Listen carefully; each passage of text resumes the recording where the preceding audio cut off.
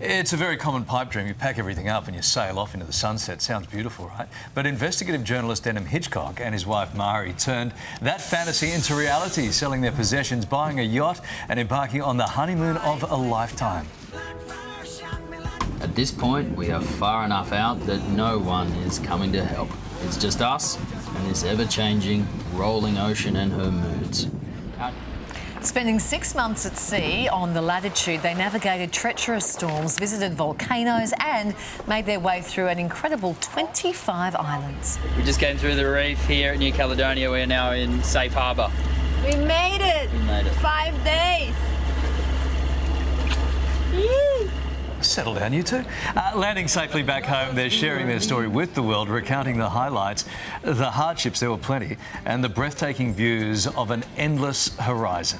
And Denham and Mari Hitchcock join us live. Hi, guys. Hello. Nice to have you back on dry land. It's probably not good to be back, is it? It took a little while to get used to it, but we got our land legs back again now. So you guys have only been sailing for around 2.5 years. What made you want to embark on this adventure? Because it was an adventure, wasn't it? It was a hell of an adventure. But how often are you on a bus or you're on your lunch break and you think, could I just chuck it all away? Could I just take off? Could we have time to ourselves with no commitments, nothing to interrupt us? That was kind of what started it. We both love to surf.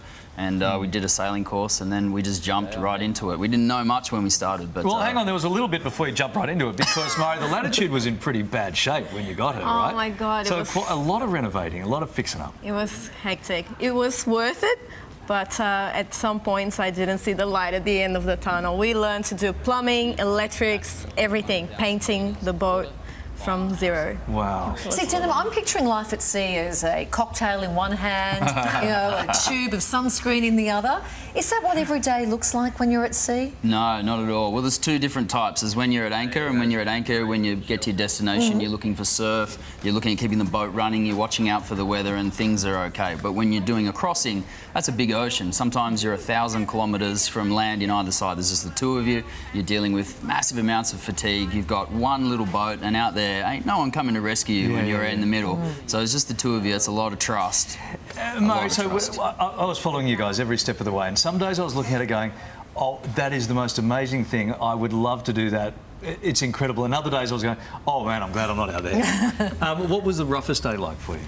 I think the roughest day was probably on our way back to Australia. We got caught by a storm that we didn't see coming.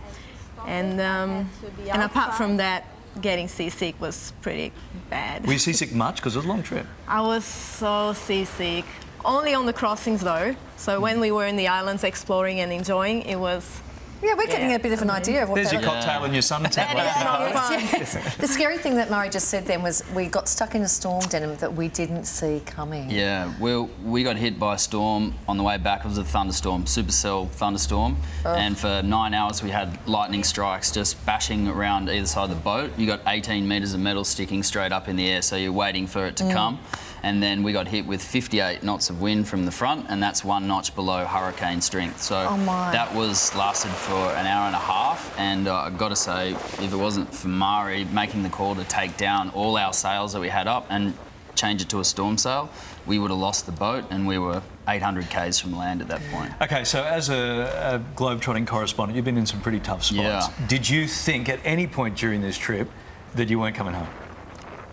A little point during that storm when the boat was getting blown backwards and we were going sideways down a wave, I thought, and I was looking across, lightning strikes were lighting up the place. It was 4:30 in the morning, so it was pitch black, and I could see my wife hanging onto a winch, so she wasn't going to get thrown out of the cockpit. There was a few moments there where I thought, this is pretty close. See, Mari, storm cells are terrifying. What also would be terrifying is the prospect of just speaking to my husband and my husband alone for 6 months. I think that. Don't you think that would be kind of like I think they call it a mutiny. Well, I guess you guys are sort of on your honeymoon-ish, so that's kind of okay, I guess. It was a risk. Did he just drive you crazy? Just sometimes a little bit? It was a risk having that as a honeymoon. Yeah. But actually, we went really well. I'm surprised there was not many fights, or no fights at all. No. And you learn to really trust the other person. You gotta. You're out there. just the two of us. So, Denim, you've turned this story into a YouTube series. Some phenomenal pictures. You had the drone, you had the cameras everywhere. It's really great stuff. Oh, Denim does love a drone. That's his name. Denim loves a drone. Has it been fun to look back on your adventure? Because I guess when you're going, you know, the food's not so great, you're not sleeping well anyway, you've probably forgotten a lot of those beautiful moments as well. You do. It's been amazing to look back, even now, because when we started, we didn't know much about sailing. We've only been sailing for 2.5 years. So, but we've now covered 4,500 nautical miles, and when we look back, some of it's a little embarrassing when we see it now. But yeah, we started the YouTube channel Endless Horizon, a lot of it to fill in Mari's family over in Brazil. But then it's been amazing to put all these pictures. And as a journalist since I was 18 years of age in TV news, everything to me is a story. And when you're seeing these kind of pictures a real story. and going through these kind of things, you think, oh, well, you can't let this go. And then we can't let you go without mentioning, of course, Sunday night, where we saw the last show go to air last night. It was really sad. Very sad. But any standout stories for you in your time reporting on what was a terrific show? So many. Yeah? So many. And such a great bunch of people, and I think kind of sad for the industry as a whole that a program like that went. But Mexico, that story there was one. I went down to cover this festival in Mexico, and I got caught fire. Right, yeah, I actually caught fire. Jeans, my whole top. This Mexican guy ran in, put out the fire. That was amazing. That was my first story for Sunday night. We went to Iraq twice, and I'm kind of proud of that. For the network, really, because it's a big commitment to go to places like this, to go to war zones, to put your staff in harm's way. And at the time, that was the rise of Islamic State, and then we went back for the fall of Mosul, and that's a big commitment for any network to make, so I'm really proud that we went and we did that. And then there was a bunch of investigations, this one being one of them.